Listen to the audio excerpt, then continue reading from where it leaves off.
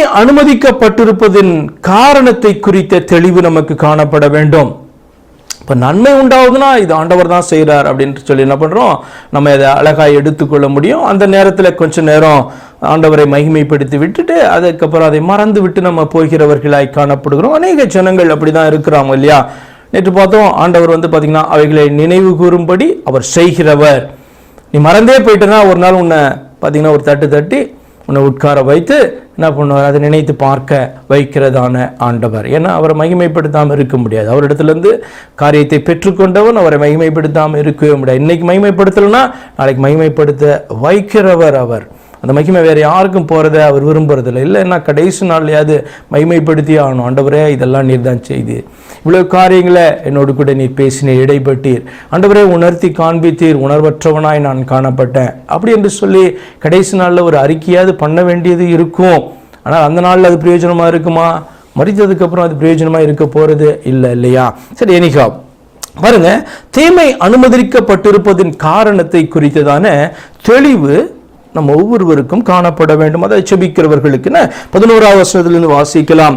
இஸ்ரவேலர் எல்லாரும் உமது நியாய பிரமாணத்தை மீறி உமது சத்தத்துக்கு செவிகொடாமல் விலகி போனார்கள்.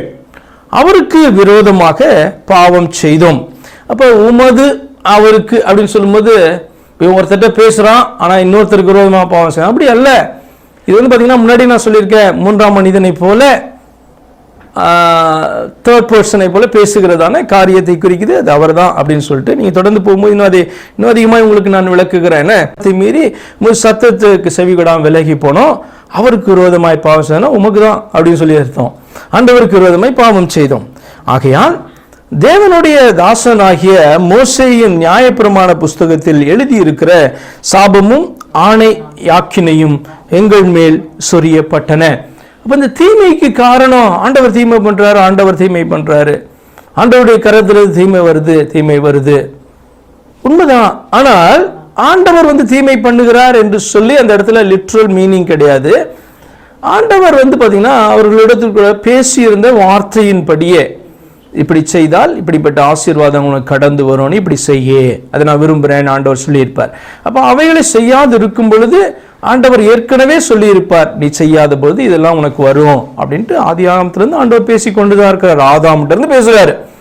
அப்போ அப்படி இருக்கும்பொழுது பார்த்தீங்கன்னா அந்த வார்த்தையை மீறுகிறபடினால் அவருடைய வார்த்தையின் அடிப்படையில் இந்த காரியங்கள் எல்லாம் எங்கள் மீது வருகிறது, சொரியப்பட்டன. ஆண்டவர் தீமை செய்கிறார் அல்ல, அவர் தீமை செய்கிறவர் அல்ல. ஆனால் தீமையை ஏன் அனுமதிக்கிறார் என்று சொன்னால் அதற்கு முக்கியமான காரணம் ஆண்டவர் அல்ல, நாம. அவர் தெளிவாய் சொல்லி இருக்கிறார். அப்படி இருக்கும்போது அவைகளை மீறும் பொழுது இவைகள் வருகிறது என்று சொல்லி இருக்கிற அவருடைய வாயிலிருந்து புறப்பட்ட அந்த வார்த்தைகளின் அடிப்படையில தீமைகள் மனிதர்கள் மேல வருகிறது, சொரியப்படுகிறது என்று சொல்லி பார்த்தீங்கன்னா இந்த இடத்துல தானியேல் சொல்ற எவ்வளவு தெளிவு காணப்படுகிறது என்பதற்கான சுட்டி காண்பிக்கிறேன். 12வது வசனம், எருசலேமில் சம்பவித்தது போல வானத்தின் கீழ் எங்கும் சம்பவியாதிருக்கிற பெரிய தீங்கை எங்கள் மேல் வர பண்ணினதினால் அவர் எங்களுக்கும் எங்களை நியாயம் தீர்த்த நியாயாதிபதிகளுக்கும் விரோதமாக சொல்லி இருந்த தம்முடைய வார்த்தைகளை நிறைவேற்றினார். பாருங்க, இயேசு கூட இப்படி சொல்லுவாருன்னா, அதாவது நான் உங்களை நியாயம் தீர்ப்பதில்லை, என்னுடைய வார்த்தைகள் உங்களை நியாயம் தீர்க்கும் கடைசி நாள் அப்படின்னு ஆண்டவர் சொல்லுவார். என்ன காரியம் அப்படின்னு சொன்னா, ஆண்டவர் பேசியிருந்த அந்த வார்த்தைகள் பார்த்தீங்கன்னா ஆட்டோமேட்டிக்கா நிறைவேறவே தான் ஆக வேண்டும் இல்லையா. அப்படிதான் பார்த்தீங்கன்னா இந்த இடத்துல அவன் பேசுகிறான், எங்களிடத்துல நீ பேசியிருந்த அந்த வார்த்தைகள் நிறைவேறுது. சும்மா ஆண்டவர் ஒரு காரியத்தை செய்கிறது இல்லை, அவர் எவ்வளவு மகிமைப்படுத்தி இருக்கிறார் தன்னுடைய வார்த்தைகளை என்று சொல்லி நம்ம பார்த்து இருக்கிறோம். அப்படி இருக்கும்போது பார்த்தீங்கன்னா தேவ மனுஷனுக்கு ஒவ்வொரு விசுவாசிக்கும் இருக்க வேண்டிய தெளிவு என்னன்னா, தீங்கு செய்கிறவர் அல்ல, அவர் ஏற்கனவே பேசியிருந்த அந்த வார்த்தைகளின் படி தீமைகள் கடந்து வருகிறதே ஒழிய அதற்கு காரணம் நாங்க தான் அப்படின்றதான உணர்வு காணப்பட்டாதான் நம்ம என்ன பண்ண முடியும், அதற்காக மன்னிப்பு கேட்க முடியும், ஜெபம் பண்ண முடியும். அதுல இருந்து பாத்தீங்கன்னா பாவ அறிக்கையை செய்ய முடியும். பாவ அறிக்கைனா உணர்ந்து கொள்ளணும், தப்பு என் மேல இருந்தாதான் நான் பாவ அறிக்கை செய்ய முடியும், இல்லைன்னா செய்ய முடியாது இல்லையா. அப்ப பாவ அறிக்கை செய்து அந்த காரியத்தை அவன் ஆரம்பிக்கிறான். அதுக்கு ஒரு மிகப்பெரிய தெளிவு காணப்பட வேண்டும். அப்ப இந்த இடத்துல தீமை அனுமதிக்கப்பட்டிருப்பதனுடைய காரணத்தை குறித்துதான ஒரு தெளிவு அவனுக்கு காணப்பட்டது. ஆனாலும் நாங்கள் எங்கள் அக்கிரமங்களை விட்டு திரும்புகிறதற்கும் உம்முடைய சத்தியத்தை கவனிக்கிறதற்கும் எங்கள் தேவனாகிய கர்த்தரின் முகத்தை நோக்கி கெஞ்சினதில்லை. பாருங்க, உணர்வு அற்ற நிலை. ஏன் உணர்வற்ற நிலை? கொஞ்சம் யோசித்து பார்க்கல. ஏன் இப்படி நடக்கிறது என்று சொல்லி யோசித்து பார்க்கிறது இல்லை. அவருடைய செயல்கள் அது நீதியானது. ஏன் ஆண்டவர் இந்த காரியத்தை செய்கிறார், அனுமதிக்கிறார் என்னுடைய வாழ்க்கையில அல்லது இந்த பூமியில என்று சொல்லி கொஞ்சம் யோசித்து பார்க்கிறதற்கு மனதில்லை. அந்த உணர்வு மனுஷனுக்கு இல்லை. எவ்வளவு அழகாய் அவன் சொல்லுகிறான் பாருங்க, எங்கள் அக்கிரமங்களை விட்டு திரும்புகிறதற்கும் உம்முடைய சத்தியத்தை கவனிக்கிறதற்கும் எங்கள் தேவனாகிய கர்த்தரின் முகத்தை நோக்கி கெஞ்சினதில்லை. ரைட் டைம், இந்த நேரத்துக்கு மிக மிக முக்கியமான ஒரு காரியம். எங்க அக்கிரமத்தை நோக்கி திரும்புறதற்கும் தேவனுடைய சத்தியம் என்ன அப்படின்றத கொஞ்சம் கவனிக்கிறதற்கும் அவருடைய முகத்தை நோக்கி கெஞ்சிக்கிறதற்கும் நாங்கள் திரும்பல. திரும்பி இருந்தா சீக்கிரமா விடுதலை கிடைச்சிருக்கும். திரும்பி இருந்தா எங்களுடைய வாழ்க்கை இனி இப்படி போகாது. இனி பார்த்தீங்கன்னா செம்மையாய் ஓடும், நேரான வழியில கொண்டு வந்து நிறுத்தப்படுவோம். நம்முடைய வாழ்க்கை திரும்பவும் சீர்பொறிந்தனதாய் மாறும். அதுக்கு என்ன வேணும்? உணர்வு வேணும். என்ன உணர்வு? நாங்க அக்கிரமம் செஞ்சோம், நாங்க உம்மை நோக்கி திரும்பாம இருக்கிறோம், உம்முடைய முகத்தை நோக்கி நாங்க கெஞ்சல, உம்முடைய சத்தியத்தை கவனிக்காம போனோம். கவனிக்கணும், சத்தியத்தை கவனிக்கணும். சத்தியம் என்று சொன்னால் அதை ஏற்றுக்கொள்வதற்கு சகலவற்றையும் நஷ்டம் என்று தள்ளுகிற ஒரு இருதயம் நமக்கு வேண்டும் இந்த நாட்களில். பாருங்க, தொடர்ந்து 14வது வசனத்தை சொல்கிறான், ஆதலால் கர்த்தர் கவனமாயிருந்து. எப்படிலாம் வார்த்தைகள் போய் பாருங்களா.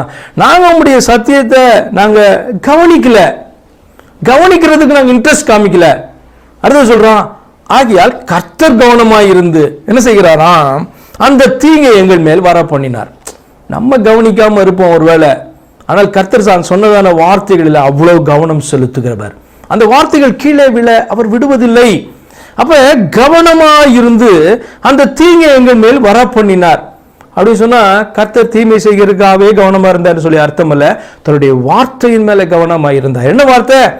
இதெல்லாம் கொடுத்து ஆலோசனைகளை கொடுத்து இது இப்படிதான் அப்படின்னு ஆண்டவர் சொல்லும் பொழுது அவைகளை கேட்காது இருக்கும் போது அந்த வார்த்தைகளை நிறைவேற்றுவதற்கு அவர் கவனமாயிருக்கிறார். ஏன்னா அதை அவர் பிரஸ்தாபப்படுத்தி இருக்கிறார். தன்னுடைய வார்த்தைகளை பிரஸ்தாபப்படுத்தி இருக்கிறார். அதுதான் அவருடைய செயல்களில வெளிப்பட ஆரம்பிக்கும் இல்லையா?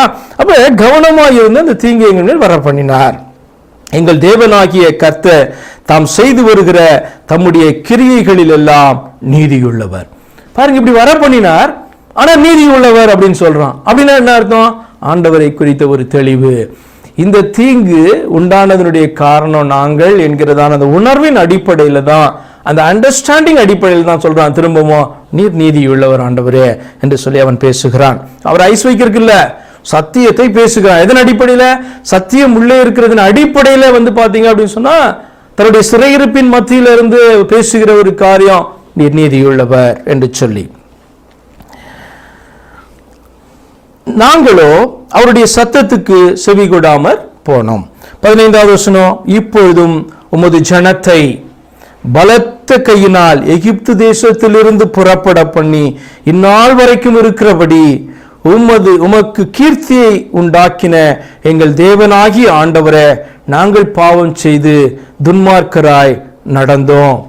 பாருங்க, ஆண்டவரை குற்றப்படுத்த துணியவே இல்லை. இதுல பாத்தீங்கன்னா நீங்க அதிசயமாய் பார்க்க வேண்டிய காரியம், நம்ம கற்றுக்கொள்ள வேண்டிய காரியம், ஆண்டவரை குற்றப்படுத்த அவன் துணியவே இல்லை. அது மிக மிக முக்கியமான காரியம் மாத்திரமல்ல, மிக அவசியமான காரியம். அநேகர் ஜபத்துல பாத்தீங்கன்னா ஆண்டவரை குற்றப்படுத்துறதுக்கு பார்ப்பார்கள், தங்களை அறியாமலே, வேணுமென்று இல்ல, தங்களை அறியாம குற்றப்படுத்துவாங்க. அது காரணம் என்ன தெரியுமா? அவர்களுக்குள்ள சத்தியம் இல்லாதது ஆண்டவரை குற்றப்படுத்துறதுக்கு ஏதுவாய் வார்த்தைகளை வெளியில கொண்டு வந்து விடும். அப்ப இவ்வளவு கஷ்டத்தின் மத்தியில அவன் பண்ணுகிற அந்த ஜபத்தை பார்த்தீங்கன்னா ஆண்டவரை குற்றப்படுத்துகிற வார்த்தை அதுல ஒன்று கூட காணப்படாது. அவர் நீதியுள்ளவர், அவர் நியாயக்கேடில்லாத தேவன், அவர் சத்தியம் உள்ளவர், அவர் இரக்கம் உள்ளவர், அவர் மன்னிக்கிறவர் என்கிற அடிப்படையில் இது ஆண்டவரிடத்துல கொண்டு போகிறதுக்கு அவன் பார்க்கிறானே ஒழிய, திரும்பவும் பார்த்தீங்கன்னா எகிப்திலிருந்து எங்களை வல்லமையாய் மீட்டு கொண்டு வந்ததான இந்த தேவன் அப்படின்ற வார்த்தையெல்லாம் வைக்கிறானே ஒழிய அவரை குற்றப்படுத்துறதுக்கு அங்கிருந்து கொண்டு வந்து ஏன் ஆண்டவரை இங்க என்ன இப்படி தள்ளினீங்க அப்படி கேட்டான் அவன் இல்ல. பாத்தீங்களா? அப்ப அதை பாத்தீங்கன்னா நினைவு கூறுகிறான்.